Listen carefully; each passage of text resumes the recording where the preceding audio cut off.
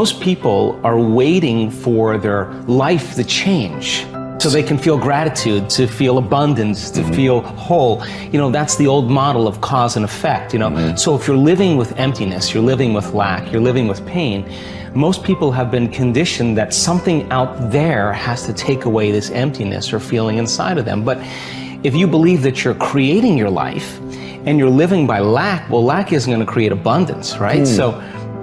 So then it makes sense then that you don't really actually create wealth, you generate wealth, you generate abundance. So the moment you start teaching your body emotionally what that future is going to feel like before it's made manifest, well, your body, as the unconscious mind, believes it's living in that future in the present moment. Now, it's a scientific fact that it's the environment that signals the gene. The end product from an experience in the environment is an emotion.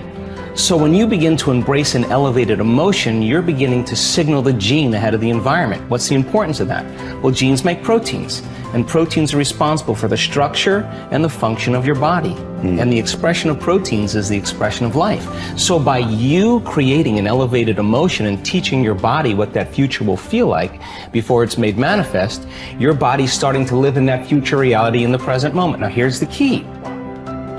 If you were able to become familiar with gratitude, become familiar with wholeness, become familiar with abundance, become familiar with freedom, and you're able to generate those chemicals every single day, more than likely you would be walking around feeling like your future has already happened, and you would no longer be looking for it to happen. You would already feel like it has happened. Now, what is the importance of that? Well, you're literally becoming somebody else. So you're leaving your lack, you're leaving your guilt, you're leaving your emptiness behind. Your personality, literally, Ed, is made up of how you think, how you act, and how you feel.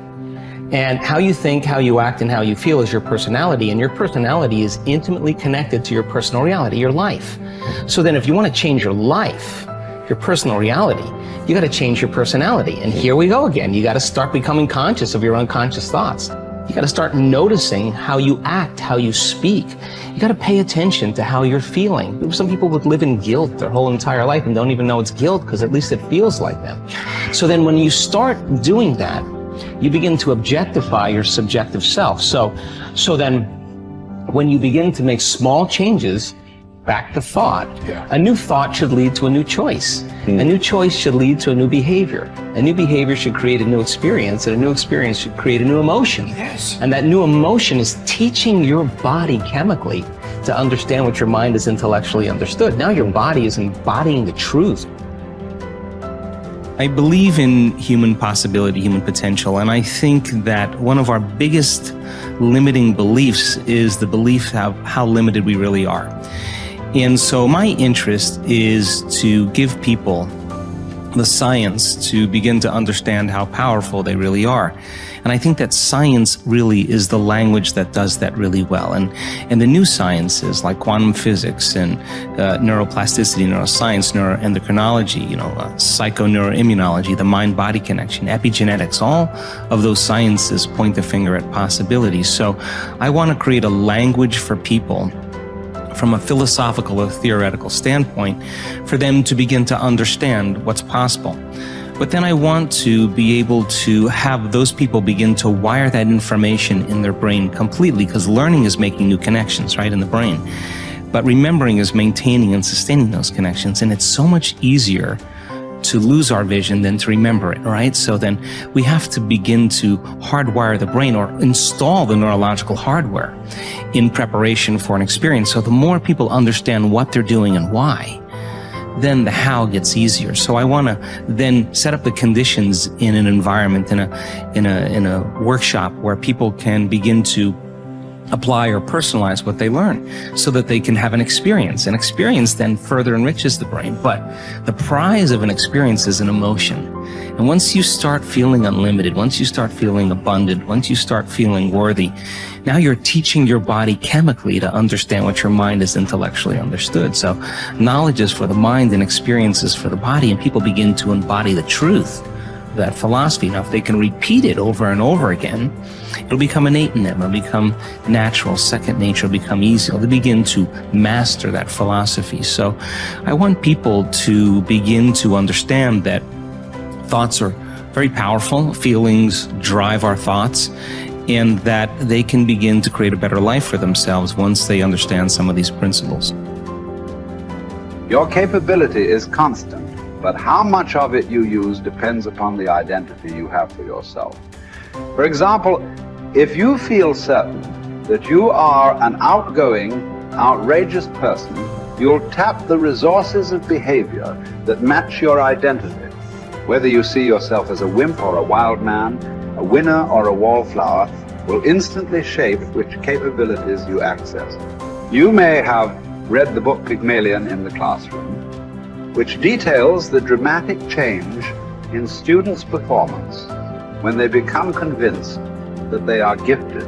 Time and again, researchers have shown that students' capabilities are powerfully impacted by the identities they develop for themselves as the result of teachers' belief in their level of intelligence. In one study, a group of teachers were told that certain students in their classes were truly gifted and to make sure that they challenged them to continue to expand. As can be expected, these children became the top achievers in their class. What makes this study significant is that these students had not actually demonstrated higher levels of intelligence. And in fact, some had previously been labeled poor students.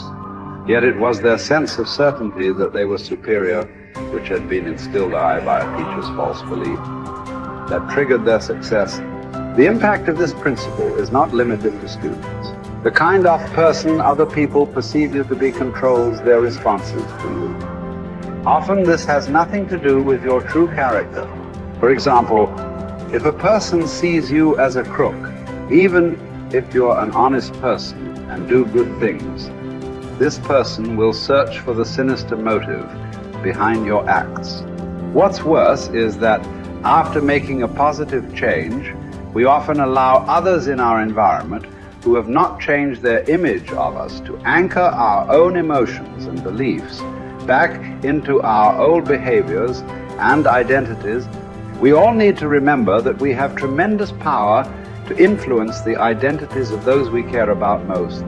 The best effect of fine persons is felt after we have left their presence. Ralph Waldo Emerson. We all will act consistently with our views of who we truly are, whether that view is accurate or not. The reason is that one of the strongest forces in the human organism is the need for consistency. Throughout our lives, we've been socialized to link massive pain to inconsistency and pleasure to being consistent. Think about it. What labels do we attach to people who say one thing and then do another, who claim to be one way and then behave another? We call them hypocritical, fickle, unstable, unreliable, wishy-washy, scatterbrained, flaky, untrustworthy. Would you like to have these labels attached to you? Would you even like to think of yourself in this way? The answer is obvious. A resounding no as a result whenever we take a stand, especially a public stand, and state what we believe, who we are, or what we're about. We experience intense pressure to remain consistent with that stand, regardless of what that inflexibility may cost us in the future. Conversely, there are tremendous rewards for remaining consistent with our stated identities. What do we call people who are consistent? We use words like trustworthy, loyal, steady, solid, intelligent, stable, rational, true blue. How would you like to have people consistently use these labels to describe you?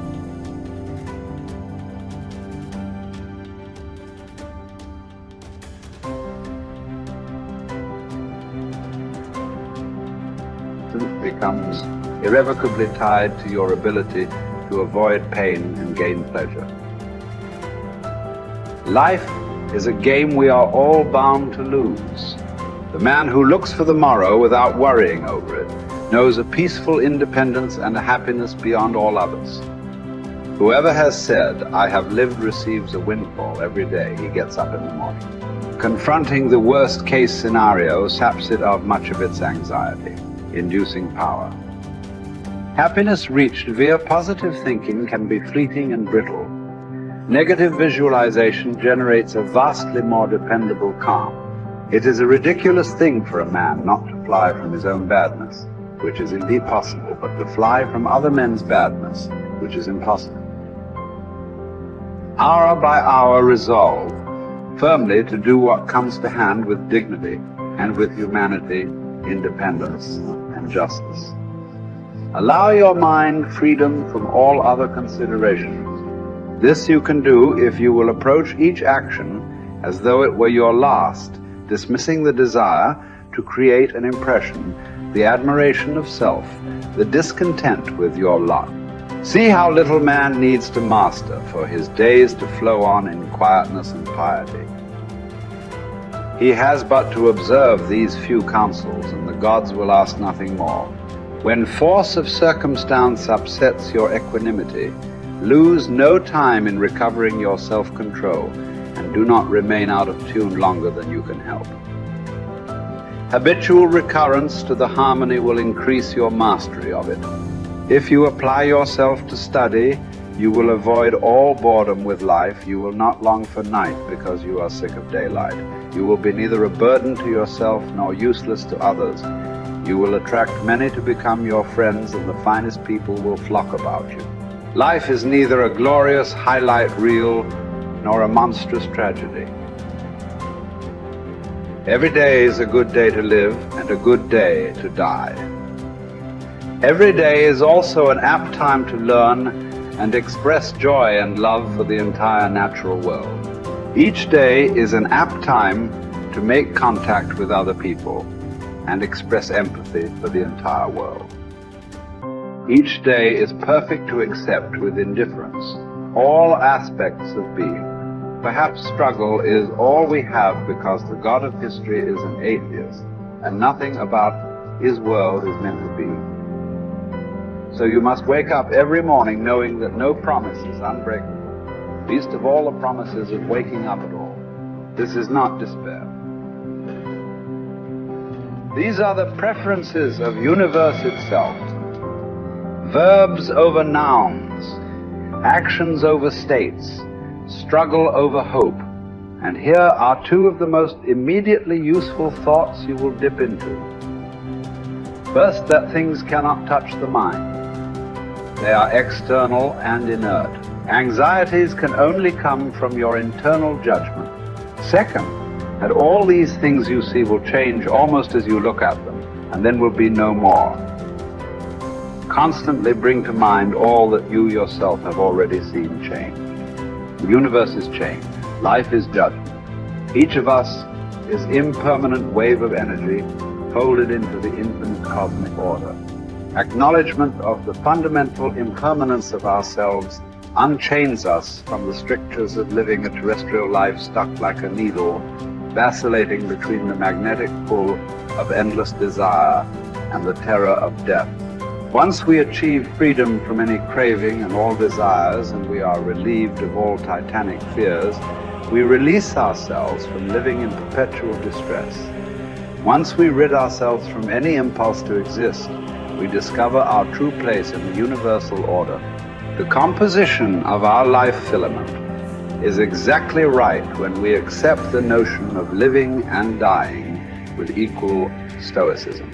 You have the power to strip away many superfluous troubles located wholly in your judgment, and to possess a large room for yourself embracing in thought the whole cosmos, to consider everlasting time, to think of the rapid change in the parts of each thing, of how short it is from birth until dissolution, and how the void before birth and that after dissolution are equally